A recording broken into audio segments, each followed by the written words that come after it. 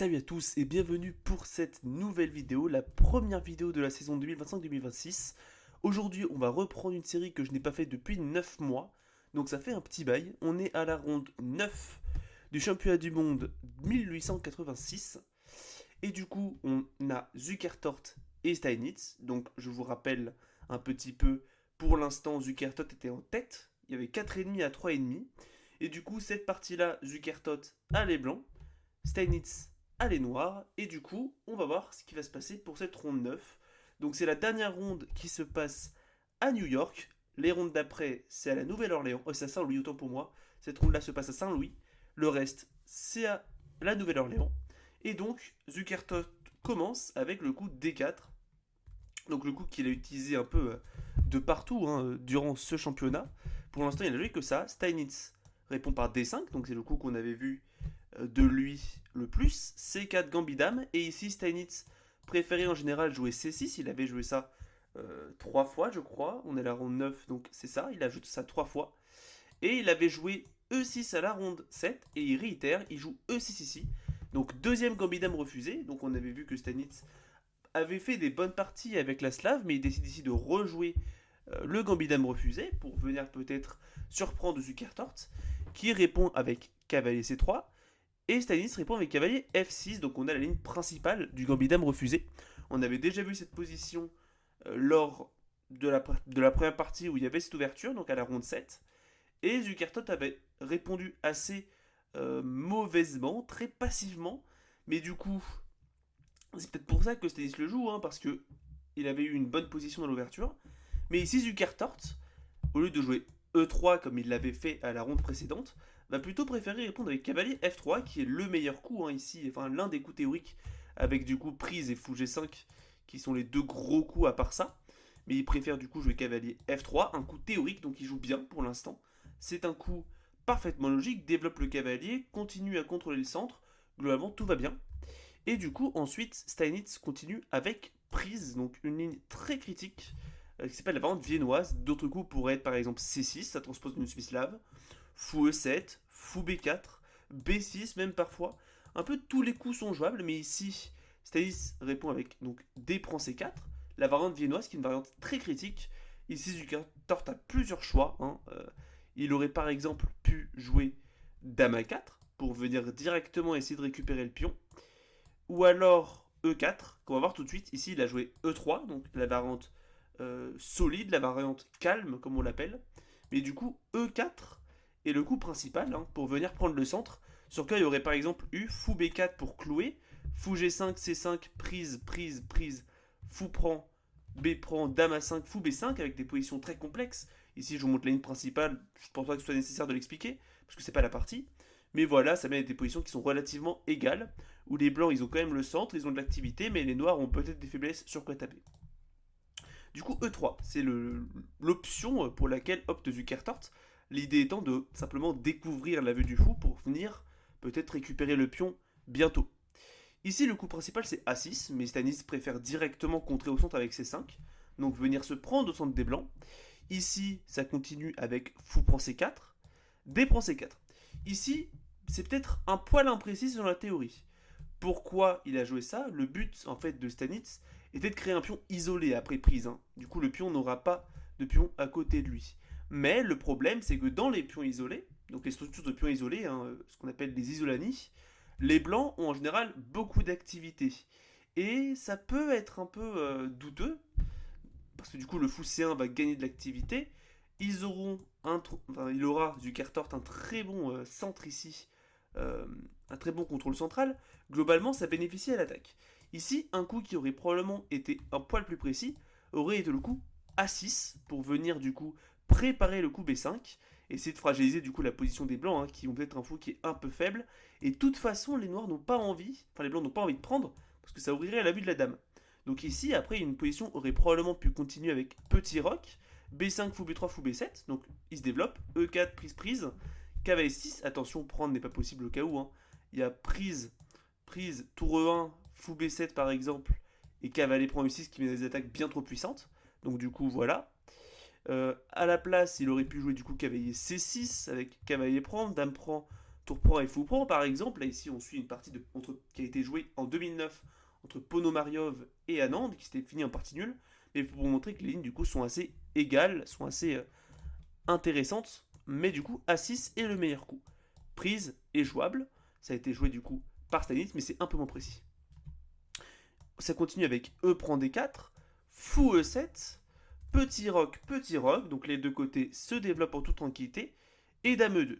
Un coup logique, pas le meilleur, mais très très naturel.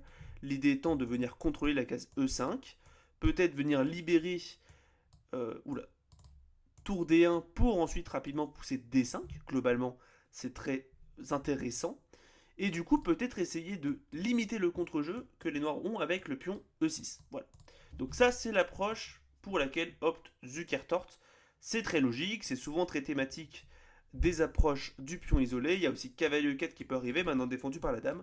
Globalement, coup actif et utile. Maintenant, Stanitz va répondre avec cavalier BD7, un coup très logique. Son idée étant de venir peut-être se diriger vers B6 pour taper le fou et se diriger peut-être vers la case D5 pour contrôler le plan des blancs, c'est-à-dire pousser D5 pour se libérer de leur faiblesse. Ici, D5 est jouable d'ailleurs. E prend D5, cavalier prend D5, cavalier prend D5, fou prend D5. Mais on préférerait qu'une tour soit sur cette case. C'est pour ça que Zukertort ne va pas jouer D5, qui est techniquement jouable. Il va préférer d'abord jouer fou B3, donc contrôler la poussée cavalier B6 et éviter que son fou soit en prise. Stanitz continue son plan avec cavalier B6. Et maintenant, Zukertort répond tour D1. Donc c'est... Ah non, il répond pas tour D1, autant pour moi. Surtout, vous voyez que ça a changé de couleur, ça veut dire qu'il n'a pas joué ça. C'est le meilleur coup, tour D1. Du coup, l'idée étant de maintenant menacer D5. Et après l'échange massif, la tour serait en E5, la tour serait en D5. Et ça serait un peu différent, parce que du coup, elle est active, elle est au centre, globalement tout va bien. À la place, Zukertort va décider de jouer un coup imprécis, c'est-à-dire fou F4. Un coup, honnêtement, qui est pas ouf. Pourquoi ? Parce que les noirs ont peut-être prévu d'implanter un cavalier en D5, et si un cavalier est en D5, le fou en F4 serait une proie. Donc c'est peut-être un peu un coup imprécis, et Stanis va d'ailleurs directement le prendre avantage de ce fait. Cavalier BD5, donc il libère la voie du pion B, mais surtout attaque le fou, prend le centre, bloque le pion isolé. Donc globalement, il essaye de capitaliser sur les faiblesses du Zukertort. Très bien joué. Ici, Zukertort aurait probablement dû jouer fou G5 pour venir essayer de replacer son fou sur une meilleure case, mais il va décider plutôt de le replacer en G3, d'où il est un peu faible. Il fait pas grand chose, il contrôle le centre, mais c'est un peu tout.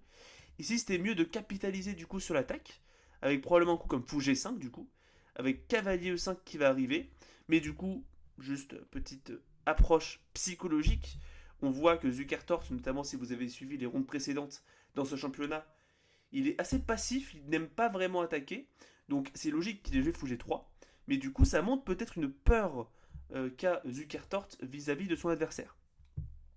Dame A5 joué par Stanitz, coup naturel, hein, vraiment logique. Il vient essayer de taper peut-être sur le cavalier, développer sa dame. Ici, bon, B6 était probablement jouable aussi, hein, avec l'idée de jouer fou B7 et tour C8, ça aurait assuré une égalisation. Mais Dame A5 jouable, tour AC1 répondu par Zukertort qui prend la colonne ouverte en défendant le cavalier, et fou D7 joué par Stanitz. L'idée étant de venir rapidement ouvrir la colonne C pour la tour, et rapidement peut-être jouer fou C6 pour prendre la colonne ouverte et encore une fois accentuer le contrôle qu'il a sur la case C6, la case essentielle pour le pion isolé, hein, qui veut pousser. Une autre approche possible aurait été probablement B6, et c'est peut-être même un poil plus précis. Pourquoi ? Parce qu'en B7, du coup, il a le même rôle, mais il ne peut pas se faire attaquer par un cavalier. Et on va voir pourquoi c'est important.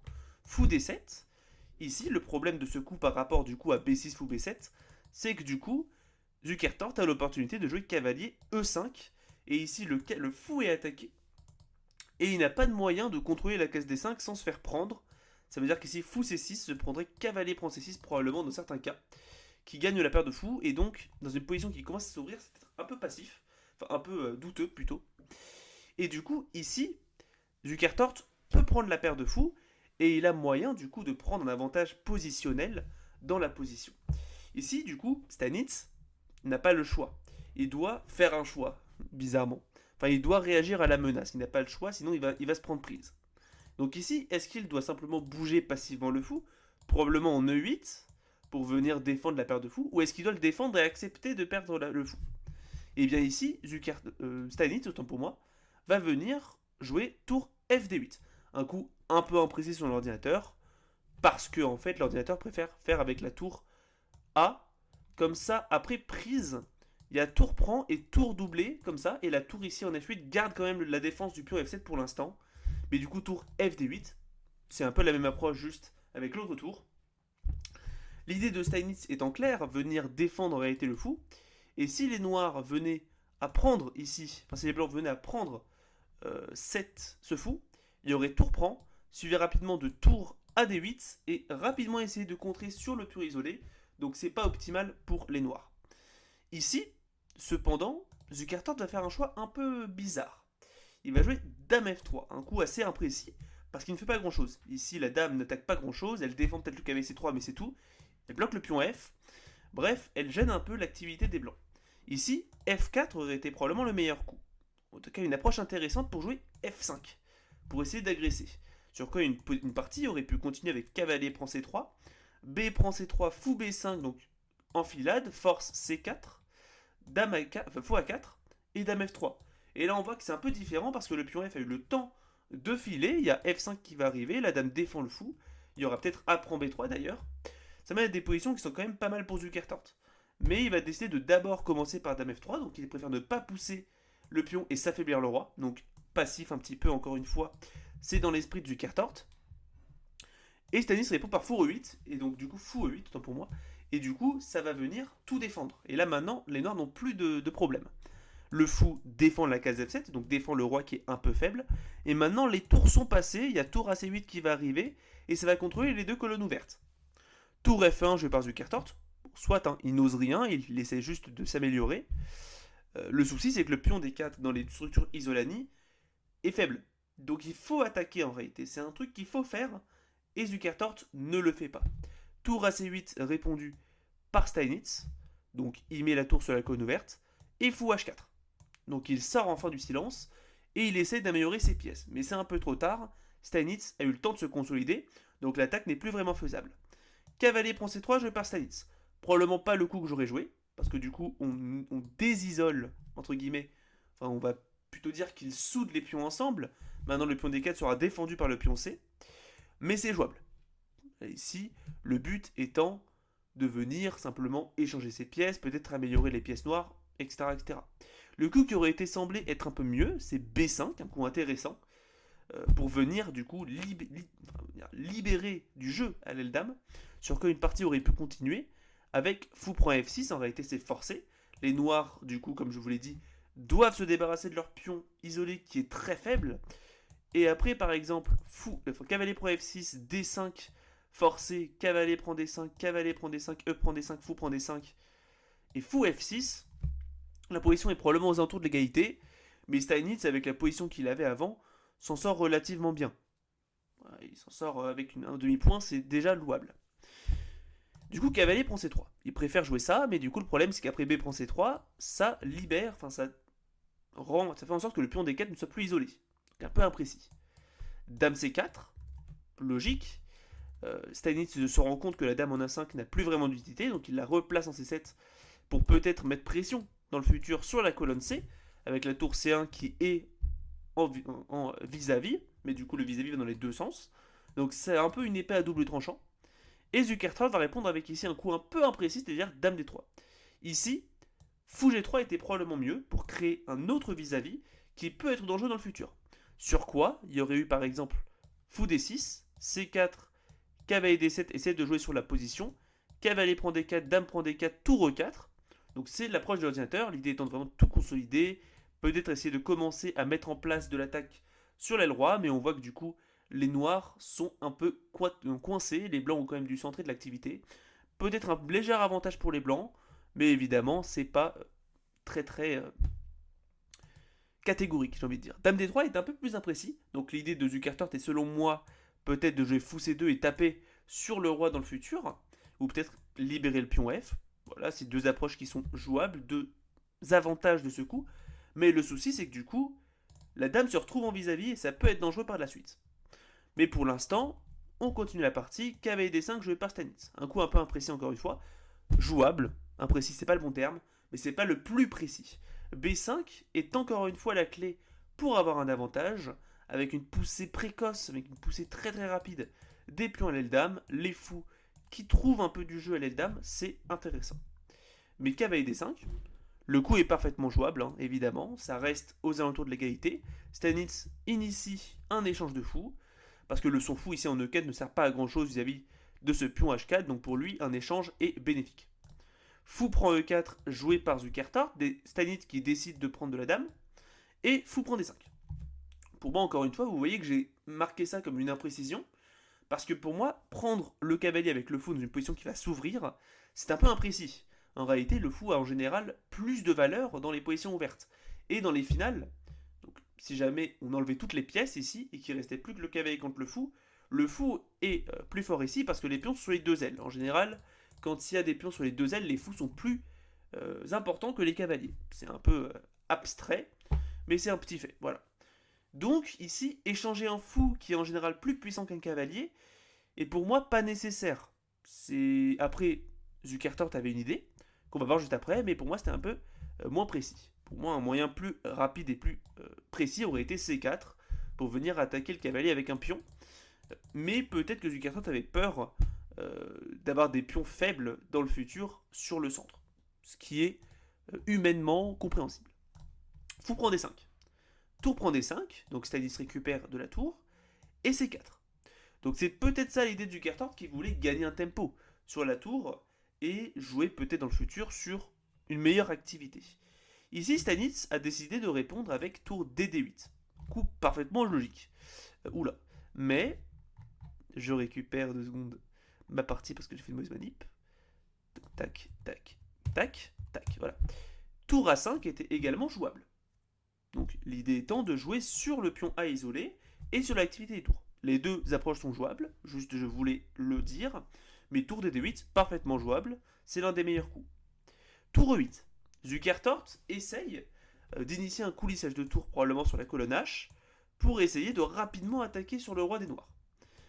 Mais vous allez voir, ça laisse quand même à Stanitz une opportunité, c'est-à-dire de jouer Dame D6. Donc là, Stanitz attaque le pion. Zukertort le défend avec tour D1.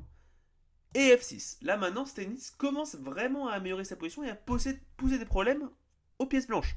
Là, maintenant le fou s'ouvre, il attaque peut-être aussi le cavalier des blancs qui aura peut-être un peu de mal à réagir dans le futur. Donc ici, Zukertort doit faire un choix. Ici, cavalier F3 ne serait pas très précis, hein. Il fermerait la tour blanche sur une case E3 qui n'est pas optimale. Elle ne fait pas grand-chose ici, hein. C'est un peu gênant. Donc Zukertort va d'abord intercaler le coup tour H3 pour mener une attaque sur le roi. Ça veut dire que si les noirs récupèrent le cavalier, il y a une attaque de mat qui va arriver. Et il va se faire mater très rapidement, Stanitz. Donc il le voit, Stanitz, et il va commencer d'abord par le coup H6. Donc parer la menace. Et maintenant Zukertort va jouer un coup que je considère comme étant intéressant. C'est d'ailleurs le seul coup, il me semble. C'est cavalier G4. Donc là maintenant, Zukertort, au lieu de bêtement revenir vers F3, va plutôt essayer de venir sur une case un peu plus spéciale, c'est la case G4, avec plusieurs idées. Déjà, il va attaquer la case H6 pour venir préparer peut-être des sacrifices dans le futur, mais aussi peut-être qu'il se libère des manœuvres sur la case E3. Ici, Stanitz va répondre avec Dame F4, un coup qui, avec l'ordinateur, s'avère comme étant un peu imprécis, même s'il est très humain. Ici, B5 était encore une fois le meilleur coup, avec l'idée que sur cavalier prend B, enfin C prend B5, il y a Dame prend D4 qui gagne simplement la partie. Le cavalier est en l'air, la dame est en l'air, et si on récupère, il y a tour prend qui va jouer souvent sur les mates du couloir, hein. Le roi est un peu coincé, c'est compliqué, mais globalement c'est gagnant. Et C5, Dame F8, Dame F8 règle en fait tout, et les noirs vont simplement défendre leur position en gardant de bonnes menaces. Et par exemple, une ligne pourrait continuer avec Dame B3, Fou F7, Dame prend B5, Dame prend C5, Dame prend C5, Tour prend C5. Attention, prendre n'est pas possible, hein. Il y a la tour D1 qui est en l'air derrière, donc Tour HD3 et Tour C2, mais les noirs finissent avec un bon avantage en finale. Ils ont une tour sur tour sur C2. Et ils ont un fou contre un cavalier. C'est quand même assez dangereux pour les blancs, hein, qui ont un petit désavantage. Mais Stanitz va préférer du coup plutôt jouer Dame F4. Un coup logique. Il vient attaquer le cavalier et le forcer du coup à s'enlever de l'attaque. Et il défend en plus, vous notez, la case H6. Donc maintenant les sacrifices sont impossibles. Le souci, c'est que du coup Zukertort va pouvoir replier le cavalier en E3, c'est joué dans la partie, et défendre du coup le pion C4, et ça va mener du coup à des positions où Zukertort est quand même beaucoup mieux. Il a une tour active, un cavalier qui mine de rien est très actif, il défend bien le centre, et ça va continuer. Fou A4 joué par Stanitz. Donc maintenant, son fou, il le développe en attaquant la tour. Très logique. Ici, Zukertort va faire encore une fois une petite imprécision. Petite, hein, c'est que des imprécisions qui sont très très faibles. Il va jouer tour F3. Le souci étant que il gagne un tempo, mais pour pas grand chose. En fait, la tour était beaucoup mieux placée en H3, d'où elle tapait du coup sur la colonne H qui est faible. Ici, en F3, elle tape sur une colonne F qui, elle, est beaucoup moins faible. Globalement, c'est quand même assez passif, un peu comme coup. La tour ne fait plus grand chose. Dame D6 joué par Stanis, donc ici au cas où tour D2 était plus précis, donc gardez la tour sur cette bonne colonne. Tour F3, Dame D6, Stanis se replie. Ici évidemment tour prend ne fonctionne pas à cause du simple fou prend tour hein, qui réussit à gagner du matériel. Donc du coup tour D2, Zukertort par la menace et fou C6. Un coup un peu imprécis, mais voilà, c'est un coup qui est clairement pas grave. Parce que du coup, l'approche de Zukertort qu'il doit jouer est très compliquée à voir. Ici, F5 était l'approche de l'ordinateur qui était très logique pour menacer F4. C'est un peu compliqué à voir, mais du coup, voilà. Fou C6. Ici, Zukertort va jouer D5 avec des raisons abstraites en réalité. Le but étant que quand les noirs vont prendre, la case F5 va se libérer, donc il y aura cavalier F5 et tour G3 hein, qui attaquera le roi. Donc l'idée c'est qu'on sacrifie un pion pour avoir beaucoup d'activité et beaucoup d'attaques sur le roi des noirs. Mais évidemment, c'est très compliqué à voir. Donc Zukertort va plutôt répondre tour G3.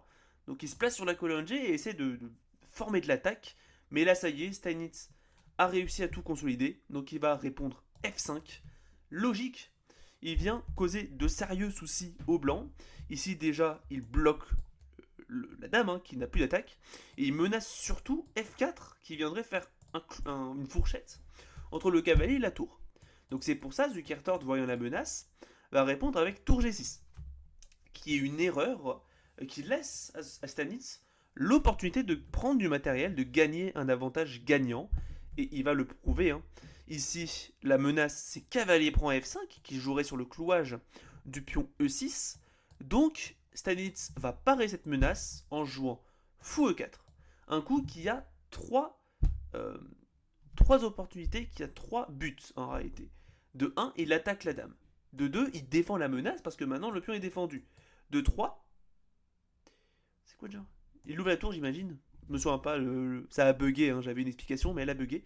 Mais globalement, notez que c'est vraiment un coup qui est très très important et qui gagne sur le champ. Ici, Zukertort va répondre avec Dame B3. Donc son idée est simple, rapidement pousser C5 pour venir taper le pion E6, la tour étant un peu coincée. Et Steinitz va trouver la bonne approche ici. Il va répondre avec Roi H7. La tour n'a plus de cases. Ici, toutes les cases sont contrôlées, ici par le pion. Ici, ne pas jouer en G3 à cause de la fourchette qui reste là. Hein. Donc, G6 n'est pas pesable. Ici, c'est défendu par le pion, ici par le pion, et ici par la dame. Donc, la tour est enfermée. Ici, Zukertort va se dire, ok, mais GC5, j'attaque la dame, et maintenant ma dame s'ouvre, et j'attaque le pion E6, donc ma tour va pouvoir se rendre sur E6. Mais Steinitz va ici trouver une belle tactique. Tour prend C5. Il sacrifie la tour, mais la tour est en prise derrière. Ici, Zukertort va comprendre que prendre simplement la tour n'est pas faisable à cause de dame prend D2.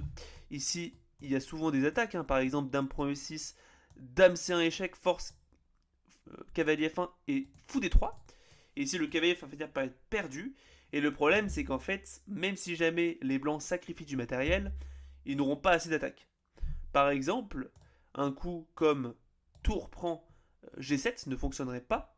De roi prend, dame E7, roi G6. Attention, ici, prise, il y a simplement dame prend F1 échec et mat. Donc, par exemple, je montre une petite variante qui est marrante, mais ici, le roi noir finit par partir et les blancs ne peuvent pas régler leur menace et ils ont simplement une tour de moins. Donc, c'est pas faisable. À la place, du coup, Zukertort va se dire ok, je vais sauver ma tour, je joue tour prend E6. Mais Steinitz va du coup répondre avec tour C1 ici échec. Donc il sauve sa tour sur échec, ce qui permet aussi de ne pas perdre la dame parce que du coup les blancs doivent réagir. Ils répondent avec cavalier D1, donc vient replacer le cavalier sur une case intéressante. S'il y avait tour prend, s'il y avait tour D1, il y avait probablement tour prend échec, cavalier prend et dame prend pion, hein, qui aurait probablement permis au noir d'avoir une très bonne position. Et dame F4 maintenant. Le but étant d'attaquer la tour, peut-être libérer la tour pour une attaque, c'est globalement limite perdue. Zukertort va continuer à lutter un petit peu. Il va jouer dame B2, donc l'idée attaquer la tour et défendre la tour. Il essaie de défendre ses pièces quoi. Au cas où dame E3 ne fonctionne pas vraiment, à cause de dame prend E3, pion prend E3 et fou C2 qui vient ici pour attaquer le cavalier qui va finir par être perdu. Donc dame B2 joué par Zukertort et tour B1 joué par Steinitz qui attaque la dame défendue par le fou et en fait après dame C3 forcé donc pour garder la défense de la tour il a vu le magnifique tour C8 coup brillant donc sacrifice de tour avec plusieurs idées. Déjà si jamais Zukertort prend ici il y a simplement dame prend tour avec simplement une position qui est juste complètement perdante. Zukertort va se faire mater dans quelques coups donc il ne peut pas. Et c'est pour ça que ici, au cas où si jamais on bouge simplement en A5, ça perd à cause de soit tour C2, soit tour C1. Mais par exemple tour C1 ici, c'est complètement perdant. On va finir par perdre le cavalier. C'est juste complètement sans espoir. Donc il va plutôt préférer faire un ultime sacrifice. Il va venir répondre par tour prend E4. L'idée étant d'attaquer la dame et de faire un ultime piège. Se rendant compte qu'il est perdant, il va faire un ultime piège. Avec quoi prendriez-vous ici la tour? Est-ce que vous joueriez ici en gros vous avez trois choix. Est-ce que vous jouez pion prend tour? Est-ce que vous jouez dame prend tour? Ou est-ce que vous jouez tour prend dame? Essayez de trouver par vous-même la réponse à ce petit problème, hein, voir les pour et les contre de chaque coup. Donc du coup, pour répondre à cette question, quel est le meilleur coup, on va tranquillement voir ce qui se passe sur les deux mauvais coups. Déjà, si vous avez répondu tour prend dame, mauvaise nouvelle, ça fait nul. Ici, il y a simplement tour prend F4, tour C2. Votre idée peut-être étant de libérer que sur tour prend tour, il y a tour prend cavalier, échec et mat. Mais ici, je joue simplement tour D3, je ne récupère pas. Et si tu joues tour CC1 en essayant d'attaquer mon cavalier, moi je vais simplement répondre roi F1, tour prend D1, tour prend D1, tour prend D1, roi E2, j'attaque ta tour, tu reviens en A1, prise. Et ici, bien que la position soit assez intéressante, parce que les noirs ont deux pions passés liés, la position est égale, parce que du coup, les blancs aussi ont un pion passé. C'est compliqué, mais Zukertort peut s'en sortir avec du bon jeu. Donc, c'est pas le bon coup. Ici, l'autre coup mauvais, c'est pion prend tour. Pourquoi? Parce qu'ici, Zukertort peut répondre avec dame prend tour. Dame prend tour, et maintenant il a dame F5 échec, qui mène à un échec perpétuel, hein, et du coup c'est parti nul. C'était l'idée de Zukertort. Mais, pour finir, le problème c'est que Steinitz a le coup dame prend E4, joué dans la partie évidemment, et Zukertort abandonne ici. Pourquoi? Parce qu'ici, sa dame est en l'air évidemment, mais surtout, il y a menace de mat en 1. Et en fait, peu importe ce que Zukertort fait, il va finir par perdre la partie d'une manière assez rapide en réalité. Hein. Globalement, il ne peut rien faire. C'est-à-dire que même si jamais il joue un coup comme Dame E3, hein, il y aura simplement un coup comme Tour C2 qui va venir rapidement attaquer la tour. Si tu prends, je récupère et tu vas te faire avoir avec Tour CC1. Et cette fois-ci, j'aurai une tour de plus dans cette finale. C'est complètement perdant. Donc après Dame E4, joli coup trouvé par Steinitz. Zukertort abandonne. Et donc, à l'issue de cette ronde 9, ça fait un petit temps qu'on n'avait pas fait de partie de ce championnat du monde. Zukertort perd son avantage. Steinitz fait une jolie remontada et il remonte à 4,5 à 4,5. Et du coup, il y a 2 semaines de pause pour ces joueurs. La ronde 10 se passera à la Nouvelle-Orléans et ce sera le cas jusqu'à la fin du championnat. Et du coup, je vous dis à bientôt pour une prochaine vidéo, probablement à la ronde 10. C'est Dragonien Alpin. Tchuss.